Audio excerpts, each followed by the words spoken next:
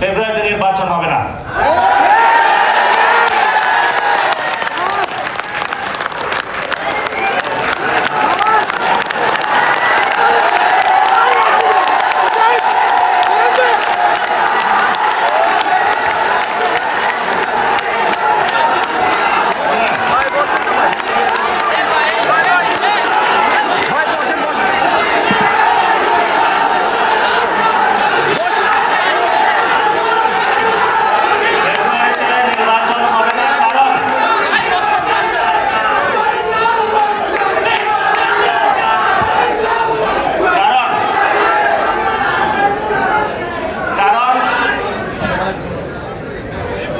যদি ফেব্রুয়ারিতে নির্বাচন হয়, আমার যে ভাইয়েরা শহীদ হয়েছিল, রক্ত দিয়েছিল সংস্কারের জন্য, একটি নতুন সংবিধানের জন্য, তাহলে কবরে গিয়ে তার লাশটা ফেরত দিতে হবে এই সরকারকে।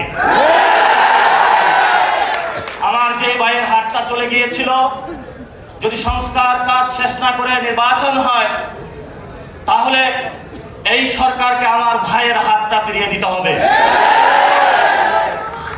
যে মায়ের বুক খালি হয়েছিল, যদি সংস্কার ছাড়া, একটি নতুন সংবিধান ছাড়া বাংলাদেশে নির্বাচন হয়, তাহলে ওই মায়ের বুকের সন্তানকে ফেরত দিতে হবে।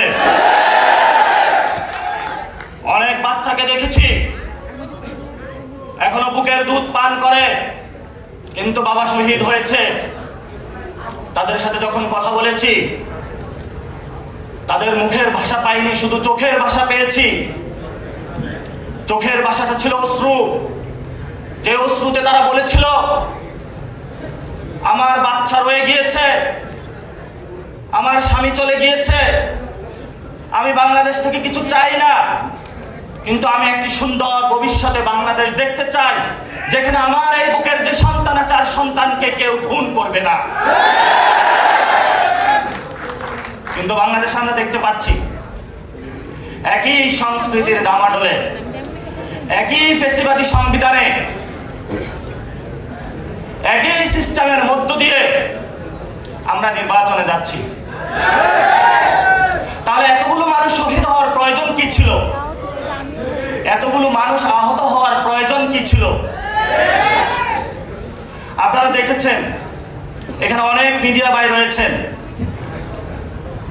ভারতে হিন্দুত্ববাদী বিজেপি এক এক করে সকল মিডিয়া দখল করেছিল, কিন্তু কিছু তরুণ যুবা অল্টারনেটিভ মিডিয়া সৃষ্টি করে ভারতের বুকে গত ইলেকশনে বিজেপির যে জয়যাত্রা, তাদের যে হম্বিতম্বি, সেটা রুখে দিয়েছিল। আপনাদের কি স্মরণ আছে?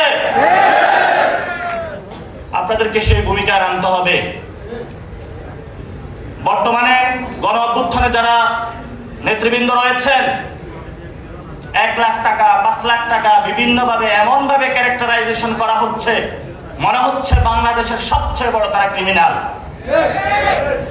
এসব ফাইজলামি বন্ধ করতে হবে। গণ অভ্যুত্থানের পরে সকল মিডিয়া সম্পাদকের সাথে বসেছিলাম, তাদেরকে একটা কথা বলেছিলাম, যা কাম করেছেন ঘরের ভিতর থাকেন, যদি লজ্জা থাকে ঘরের ভিতর থেকে বের হবেন না। কিন্তু যাদের লজ্জা নাই, তারা বারবার বাংলাদেশের মানুষকে ধোঁকা দিয়ে যাচ্ছে। অনেক সাংবাদিক রয়েছেন যারা বুক থেকে বাংলাদেশকে ভালোবাসেন, তাদের সাথে কথা হয়,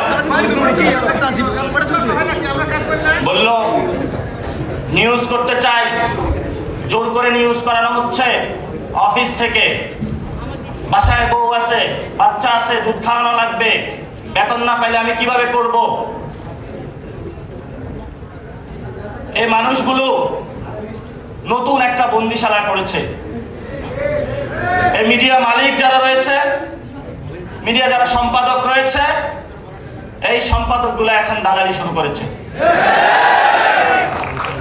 বাংলাদেশে গণমাধ্যম প্রয়োজন, কিন্তু বাংলাদেশে যেটা গণমাধ্যম হওয়ার কথা ছিল, সেটা আগে ছিল হাসিনা মাধ্যম, এখন আবার কি নাম দিব সেটা বললে তার চাকরি থাকবে না।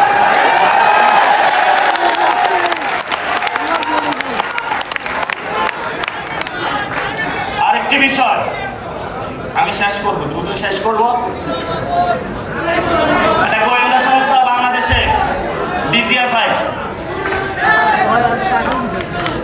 আপনার আমার পকেটের টাকায় চলাফেরা করে। তারা কত টাকা খরচ করে কিন্তু বাংলাদেশের মানুষ জানতে পারবে না। তাদের কোনো কোথাও দায়িত্ববোধ নাই, অ্যাকাউন্টেবিলিটি নাই, ট্রান্সপারেন্সি নাই। তাদের একটাই কাজ, মানুষকে ভীতি প্রদর্শন করে যে কিছু বলবি আয়নাগরে নিয়ে আসবো। আর আপনার আয়নাগর তো আমরা ভেঙে দিয়েছি।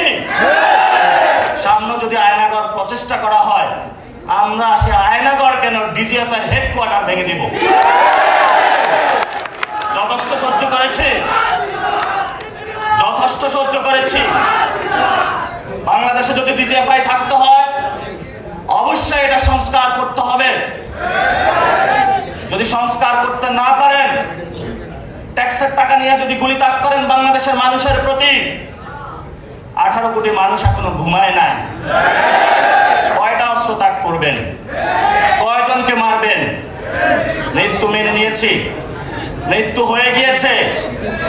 এখন যতবার মারবেন ততবার আমাদের পুনর্জন্ম হবে আবু সাঈদ হয়ে। আসুন মারুন। ব্যবসায়ী ভাইরা, যুব ভাইরা, আপনাদেরকে ব্যবসা করতে হবে, নামতে হবে। বাংলাদেশে উৎপাদনমুখী ব্যবসা বন্ধ হয়েছে। শুধু বিভিন্ন দেশ থেকে কিভাবে এক্সপোর্ট ইম্পোর্ট বিজনেস করে দালালি করবে, এই ধরনের দালাল ব্যবসায়ী শ্রেণী সৃষ্টি হয়েছে। বাংলাদেশে কর্মসংস্থান সৃষ্টি হচ্ছে না। গণ অভ্যুত্থানে যুবকরা নেমেছিল একটি চাকরির জন্য। সেই চাকরিটা যদি না হয়, তাহলে আপনার কিসের ইলেকশন? রাজপথে যারা শহীদ হয়েছিল বিচার করতে হবে, যারা আহত হয়েছিল, তাদেরকে যারা খুন করেছিল, অঙ্গহানি করেছিল, শেখ হাসিনাকে ওই দেশ থেকে ধরে আনে বাংলাদেশে বিচারের সম্মুখীন করতে হবে। যদি করতে পারেন তাহলে আপনার মুখে ইলেকশনের ডেট মানায়। জুলাই সনদ হবে, গড়িমাসি চলতেছে। এটাতে যদি সাইন করি তাহলে কোন বিপদে পড়ে যায়? আরে বিপদ না, আপনার সন্তানের জন্য ভালো হবে, আপনার ভবিষ্যৎ বাংলাদেশের জন্য ভালো হবে।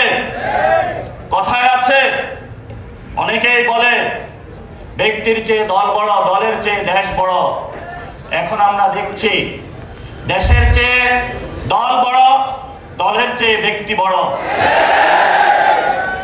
কথাগুলো বলে গেলাম। ভবিষ্যতে অনেক সংকট আসবে আপনাদের সামনে। আমাদের নেতা নাহিদ ইসলাম আছেন, আক্তার হোসেন আছেন, বাংলাদেশে অন্যান্য রাজনৈতিক নেতৃবৃন্দ রয়েছেন, বাংলাদেশে জাতীয়তাবাদী বিএনপি, জাতীয়তাবাদী যে দলগুলো রয়েছে, শক্তিগুলো রয়েছে, গণ অধিকার, এবি পার্টি, জামায়াত ইসলামী, ইসলামী আন্দোলন থেকে শুরু করে যারা আমরা হাসিনার বিরুদ্ধে তীব্র প্রতিরোধ আন্দোলন গড়ে তুলেছিলাম, ভবিষ্যতে মাঠে, গ্রামে, গঞ্জে যুব শক্তি কেউ যদি আপনাদের কটু কথা বলে, আমাদের এই সব বন্ধুদেরকে আপনারা সালাম জানাবেন। যদি আপনাদেরকে আঘাত করে, আপনারা তাদেরকে ফুল দিয়ে বরণ করে নেবেন। আমরা সহনশীল, আমরা কারো সাথে কটু কথাও বলতে চাই না, গায়ে পড়ে ঝগড়া বাঁধাতে চাই না। আমরা একসাথে থাকব। কাদের বিরুদ্ধে সেটা কি আপনাদের জানা আছে? আওয়ামী লীগ এবং জাতীয় পার্টি ছাড় পাবে না। জাতীয় পার্টি নাকি নতুন কাউন্সিল হয়েছে, পিছনের দরজা দিয়ে আসার চেষ্টা করছে। যতটুকু খবর পেয়েছি, এম্বাসিগুলো খুব উৎপাত শুরু করেছে। আপনি বাংলাদেশের মাটিতে বসে বাংলাদেশের পক্ষে থাকতে হবে, যতগুলো এম্বাসি আছে। বিকল্প নাই। বিকল্প অনেক সৃষ্টি করেছিলেন, লাভ হয় নাই, ভবিষ্যতেও লাভ হবে না। কারণ আমরা এখনো জীবিত আছি। যদি কোনো কিছু লাভ করতে হয় বাংলাদেশের উপর দিয়ে, সেটা আমাদের জীবনের উপর দিয়ে করতে হবে। সেই জীবন দিতে সবাই প্রস্তুত।